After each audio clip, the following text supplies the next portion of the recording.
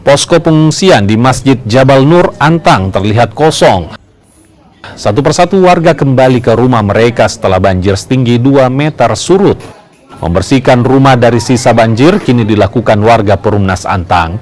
Penanggung jawab posko pengungsian bilang dari 64 kakak yang sebelumnya tercatat sebagai pengungsi, kini tersisa 12 kakak yang masih bertahan di posko pengungsian. Iya, sudah kembali sebagian. Di sini sudah mulai pengungsi, sudah ada beberapa yang kembali ke rumah masing-masing. Ada juga misalnya kembali ke rumahnya, setelah itu dia kembali ke sini. Karena untuk layak tinggal di rumahnya dulu belum bisa, karena rumahnya masih ada yang kotor, ada yang dibersihkan. Terus kalau misalnya dia mau tinggal di sana belum bisa. Kalau untuk bermalam itu belum bisa karena masih lembab. Jadi masih jadikan masjid ini Jabal Nur sebagai sarana untuk beberapa hari lagi untuk mengungsi.